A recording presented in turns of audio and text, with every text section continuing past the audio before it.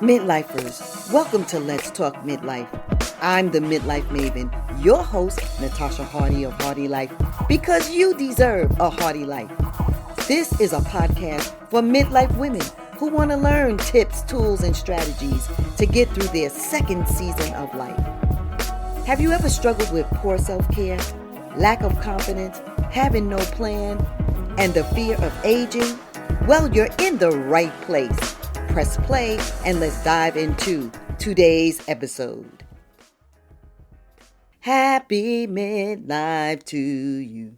Happy midlife. Welcome back. Now we're getting started with the second half of this conversation around a care manager and what care managers offer. Yeah. And I'm back here with my lovely guest, Malika Moore.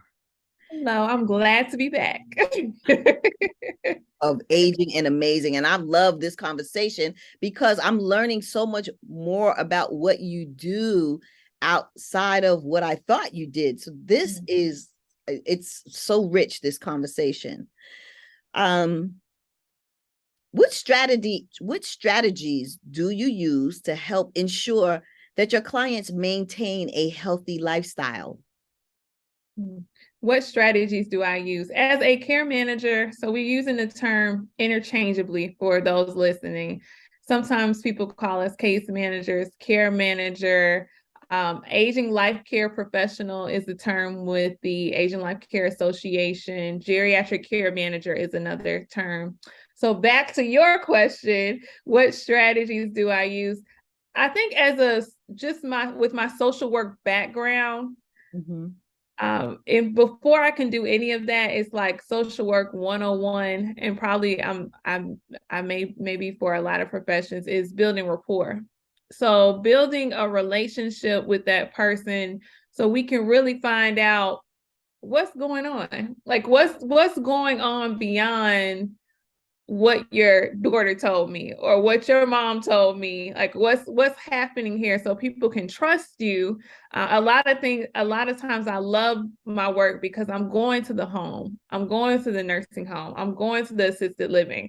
So not only do I get to hear what the person's saying, I get to see what their environment's saying, and what the things around them are saying. Like, okay, I'm hearing this, but I'm seeing this. So putting all those puzzle pieces together. So for me, that's my best strategy for me to start with a new client. For the client or the person calling me needing support, I would just say, just being honest about what's going on. Like once you meet every professional you work with, whether it's your doctor or an attorney, we can go on and on and on. It's about goodness of fit. You want to make sure that that person fits you well. Sometimes we have to pick up whatever's available. But if you find out it's not working for you, you really want to have somebody you trust. And if you have a certain level of trust, that's going to allow you to talk a little bit more about the strained relationship with your daughter, or the strained relationship with your sister, or the mental health issues that may be going on within the family, or depression, or how, you had to move when you were 3 and this is coming back up at 73. Right. And this is a hard discussion. So someone you really can talk to, you can be yourself with, and you don't have to put on this front and make sure everything's okay, because the better information that the person has, they can help you better, and they can say, okay, we thought we were just dealing with moving, but you're experiencing a lot of trauma that's coming back up from childhood. So we need to put some cushions around this move, because it's going to be difficult for other reasons that you've shared with me. Or if you're in that nursing home and you're having trouble with the male care providers coming in there, and we've talked, now I know why you're having trouble with the male providers. So if you don't feel comfortable communicating that, I can go to the nursing home and say, listen, there was some past trauma. Can we try our best to get female care? Those little things, they count, and they kind of help with the whole picture. So getting someone you can trust and be honest with is very important. I like that because it really is like dating. I always say it's like dating, right? You got to go through different people until you find the right fit to get the right fit for yourself, right? It's dating these people, it's vetting them.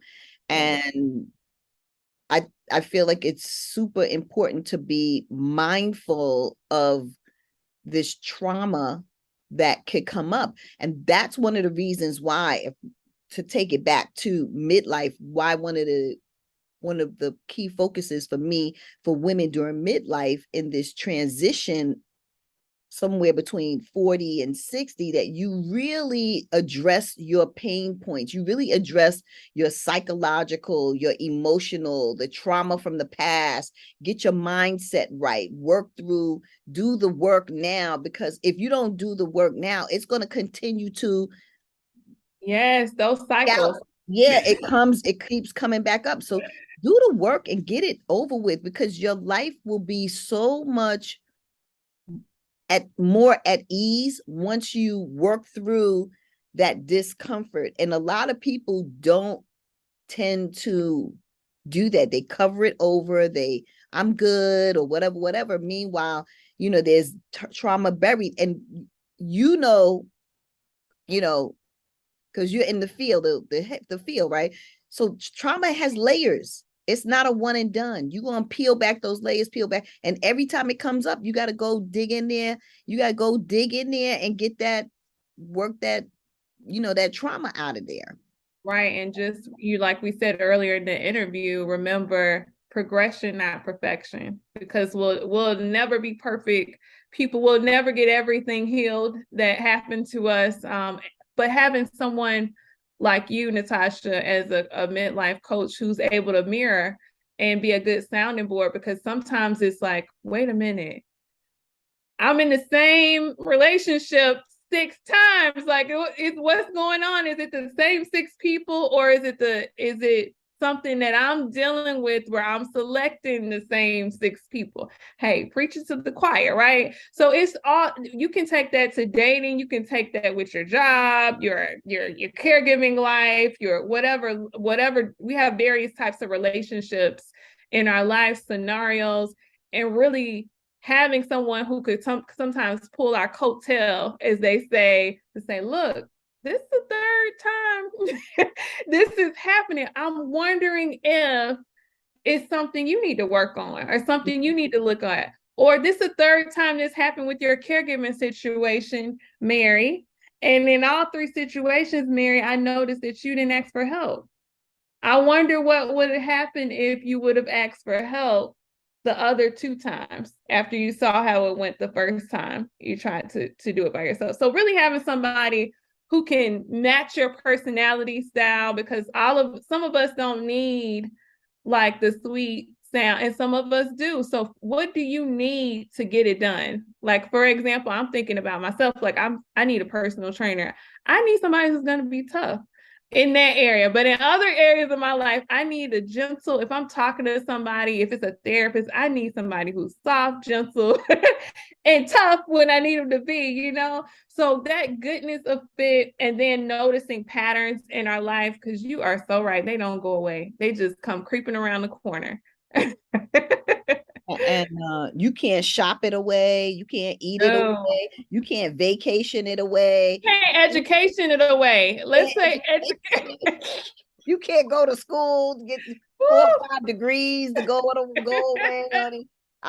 Listen. Work it away. Yeah. Yeah. All of that got to get handled. So, child, y'all. We just be talking facts here.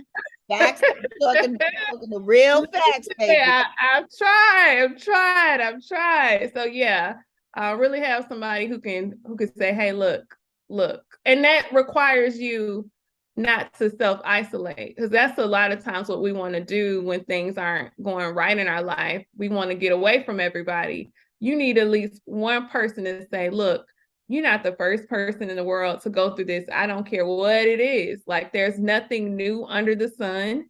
And I'm not going to judge you, because if you don't want to talk about it, you're already feeling bad about it on your own. So Right. you don't need me for that. We just need to be solution focused together. And how do we get through this without you blasting me on the internet or whatever we do now? So you need a safe place to go to, a safe place to land. And sometimes you may have to search a little bit to find that place.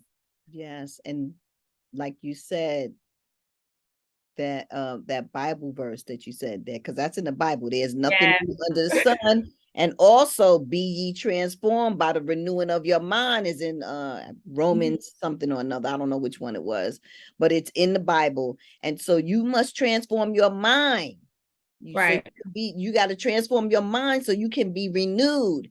And there is some truth in that. And a lot of that means letting go a lot of stuff from the past. Okay. And getting help when you can't do it. Like, yeah. Yeah, you don't always got the answer. You don't always got the answer. A lot of times we don't. Yeah. People are afraid to, I notice, especially our people, we have a lot of black and brown people are very afraid to get coaching for their business, to get coaching for themselves, to get therapy or psychological help, or to know all about it, can talk you down, up and down about it, but they themselves won't step out and get it themselves. And don't be that person. That's all I want to say. Right. Okay. How do you use technology to help improve the quality of care for your clients?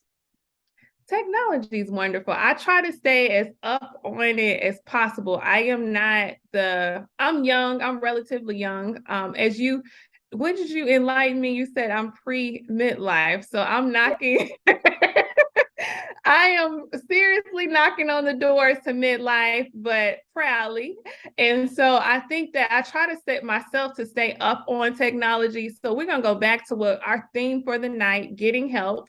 When I don't know how to do something, I will pull a younger person in a heartbeat to show me, and they can call me whatever they want to show me how to do it.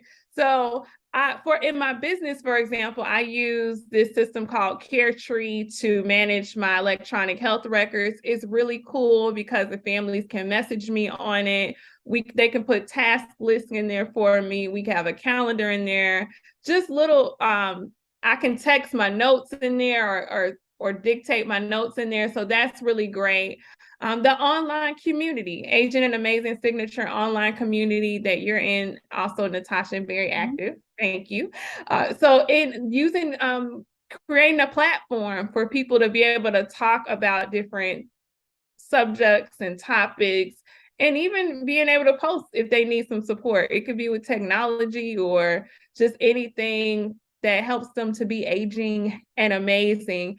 And I like using just different kind of technology with my clients. For example, if I learn about what's something new? Like I'm forgetting the name. Somebody in the podcast is like, this is the name of the goggles that you put on, and people can do all these different things like golfing and go to different countries. Do you know what I'm talking about? Oculus. Yes. So I'm a big proponent of technology. Sometimes it can complicate things to the fifth power, but I'm open to trying it. I really am, especially when it comes, I think the pandemic taught us all that it was like simple things under our fingers, even when, ways that we could have been doing things that we weren't thinking of, it was right there all along. And now we know that we can connect with people from all over. We can keep people connected. So I try to stay up on technology and try to learn from my clients too, because occasionally they'll tell me, oh, I got this new trinket that tracks my steps, and it's not your regular trinket. I'm like, okay, tell me about that. Tell me about that. So I think that just being open at any age, because we're constantly learning. I was doing something on my cell phone, and my niece was like, why are you doing that? All you have to do is da da da da. And I'm like, oh my goodness, I did not know the phone. I've had this phone forever and didn't know it did that. And she's, of course, like, oh my gosh, you're so old. But I'm just like, hey, just show me how to do it. Then I'm calling. Of course, I'm excited. So I'm like telling my friends, did you know the iPhone? And they're like, yeah, Malika, you didn't know that. I'm like, well, I missed the memo and I just learned it. Thank you very much. So yeah, I think continuing to take classes, and we don't have to know everything. We just have to have the right helpers around us. That's that part. That is very, very key. And I wanted to talk into, because I know when it comes to devices like heart rate monitors and blood pressure, taking blood pressure and all these things, there's a lot of technology with all of these different applications for our, as we age. So for example, I have a scale that I bought off of Amazon, and you can stand on the scale, download the app. And I'm not a big fan of standing on scales, but this scale gives you like your bone mass, your body fat, your water weight, your this, your that, and it keeps a trend of what's happening with you each and every day. And you can read down what it tells you, how much protein you have, and this and that. And I love it because of the technology of this, of how this scale works and reads in your body. That I really love about it. So there's ever evolving technology about everything. I can't even tell you how much technology I've learned in the last 5-6 years being online as an entrepreneur. Entrepreneurship and aging alike will force you to learn the technology that's out there. And I also say just see what's available free. It's a lot of things available, especially as we get older. They're trying to keep each generation up with the technology. So see what's available. I know at one point, some places were giving free iPads. Some, like there's a pocket talker that I love so much. Some counties, or they give it free. So really, really take advantage of finding out what's available as you get older. Mm-hmm. Trainings and all of that. As we all get older. Yes. And what do you find to be the most rewarding part of being a care manager for aging adults? Oh, it's so many rewards. It's stressful. Let me say that. It's stressful work. And sometimes people don't understand the work, and so they feel like it's not work, if that makes any sense. Sometimes if you don't understand what a person does, you can dismiss, that's the word that we've been using, you can dismiss how much work a person's doing. So I will say, I think the most beautiful part for me is being able to be with people in their older age when they're not like in the limelight, where, it's like where the degrees and all that stuff kind of disappears. It's there, but it's not really there. I will say the most memorable moments, like holding an older adult's hand, talking to them, even if I know they're not going to remember me the next time I come in there, or being able to meet a need because I dropped something off so small that probably took me 5 minutes to pick up, and them being grateful and saying things like, I never thought I would be in this position. So sometimes I'm riding in my car and I get tearful because we never know like where we're going to end up, in life. And these are people who were movers and shakers and got all the degrees, had the high positions, or have family, have all of these things. And you just don't know what will happen and who will really be there. And so I think about myself and like who will be there for me. Hopefully there'll be some younger person who's invested in helping older adults that would come and treat me the way I treat my clients. And then I just think about so many people out there who don't, like you said, Natasha, don't even know where to start, and they're not getting help at all, for whatever reason. So the most rewarding part is knowing that I made a difference at the end of someone's life sometimes, or at the last chapters of their life, and being able to honor the life that they live and the space that they're holding while they're still here, because it's still valuable. Yeah, that's beautiful. That is really, really beautiful. I want you to tell everyone. I had something I wanted to share with you, but I lost it out of my mind. It's lost. It'll come back. Okay. Hopefully. But tell the audience where they can find you, the people who want to get with your Aging and Amazing community. Let people know how to connect with you. Okay, wonderful. So you can go to our website. It's www.aging, A-G-I-N-G, amazing, AMAZING.com. That's www.agingamazing.com. You can give me a call at 202-873-4252, 202-873-4252. Our Aging and Amazing signature online community is international. So give me a call if you have any questions about it. And even if you're listening to this podcast and you're like, that's not my area code, don't worry about it. Give me a call anyway. Anyways, there are care managers all over. I would be happy to point you in the right direction. And sometimes there are some things that I could do virtually to support you if you may be in another location. So my name's Malika Moore. The company is Aging and Amazing. We're on Facebook, and you can find me on LinkedIn. Our website is www.agingamazing.com, and that number is 202-873-4252. Yes, and you also have in your community a monthly event, right? So yes, talk a little bit about that. Yeah, so we have, Natasha, you were one of our wonderful guests on our Winning Wednesday webinar every second Wednesday of the month. So we actually have one upcoming February 8th. That's the next second Wednesday of the month. And we're talking about addressing the taboos, aging, love, and passion. So we'll have a sexologist, Tawanda, on there talking about some of the taboos that come with aging and love and passion. But every month we have a great, phenomenal speakers that talk about different subjects.